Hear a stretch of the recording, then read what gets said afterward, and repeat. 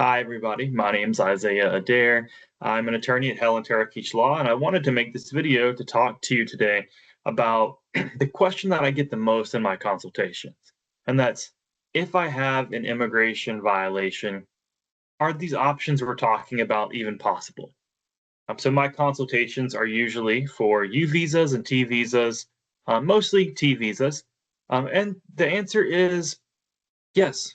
Usually, these options are still available if you have immigration violations. But some different questions need to be asked first, such as what are the violations, when did they take place, and so on. So how is this possible? How is it possible to waive immigration violations, to still have these visas as an option? So there's this form called the Form I-192. It's called the Advance Permission to Enter as a Non-Immigrant form. It's not available for everything, but it is with the applications I work with, again, the U and T visa applications. And what this essentially does is it pretty much just asks us to disclose the information, to tell them the information honestly, and then we can just ask them to forgive those violations. It doesn't work for every violation, but there are quite a few that it works for, that we try to use to help our clients. There's no guarantee that it'll work, just like with any other application or any other form. It may be approved, but it may not. So we would file this in combination with the T visa or U visa forms, and usually try to at the same time. And if the primary application is approved, that's when they would move on to make a decision on to the other form. But we would try to file them around the same time or at the same time. So for most people, there are some standard immigration violations that we look at. If you're here without documentation, if you entered the US without papers, there is one ground that we request for most of our clients. That is to waive your presence in the US without admission or parole, which is just your presence in the US without immigration allowing you really to come in. So that's one. And another one that we generally ask for is we call it like the documentation requirements ground. We use it for a lot of our clients, but it can be used in different situations as in if you do not have a valid passport or if you currently don't have a visa, showing your presence here is lawful, even if you did when you first entered the US, to kind of differentiate or show the difference in that one and the one I mentioned before. This waiver is what they call discretionary. So it's not something, again, that they have to approve if they approve your other application.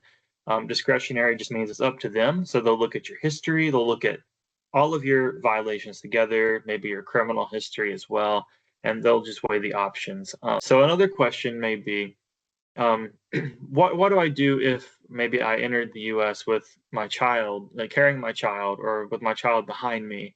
Or if I was already in the US and I paid for my spouse or my kids or someone else to enter the US without papers.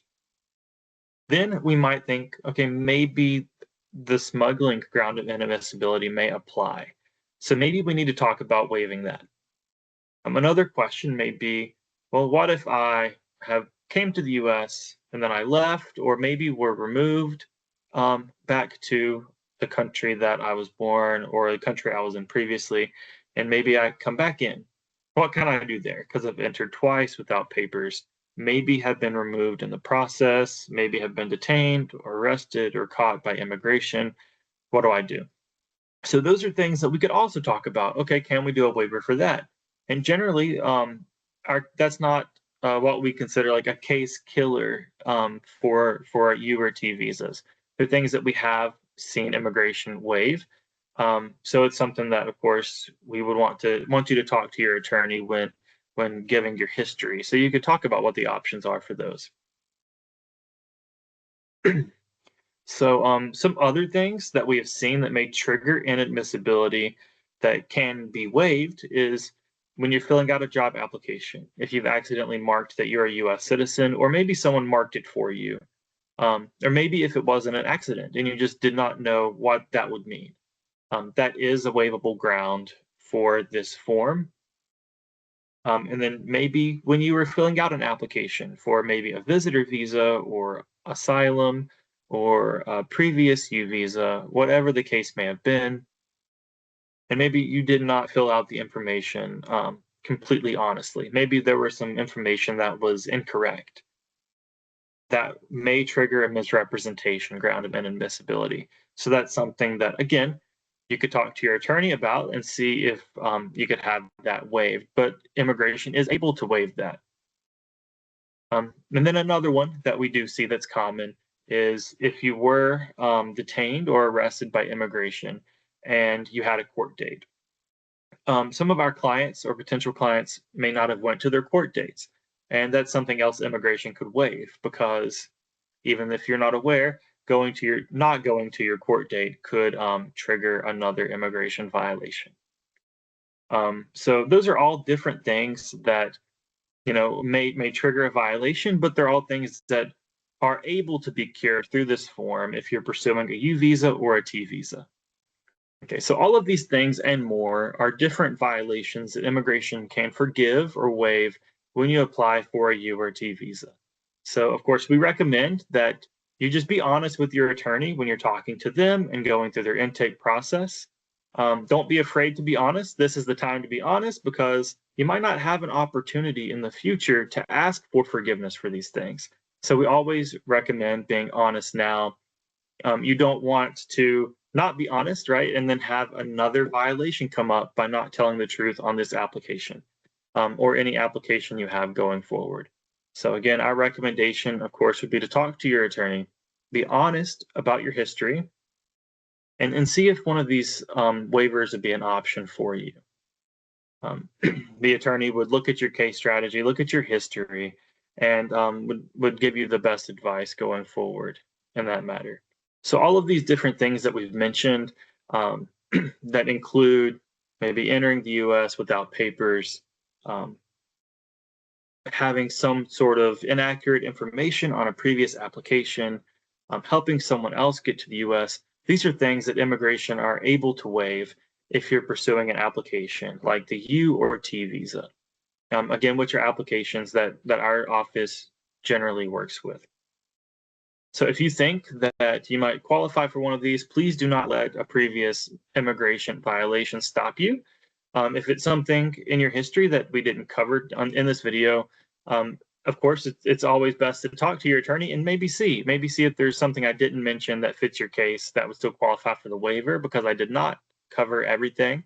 And if everything that I've said today makes you think maybe I should look into obtaining a visa or trying to see if I'm eligible for a visa and a waiver, feel free to reach out to our law office. You can call our office number or even message on Facebook, and someone from our office will get back to you. But again, the major takeaway from this video, I just hope, is that you see that your immigration past doesn't always define what options you have going forward.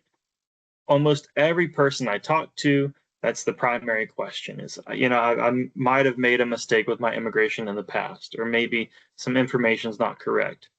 But a Tier U visa with the appropriate waiver attached to it may be the solution going forward and may help you correct those issues from the past and have a lasting future in the U.S. Thank you.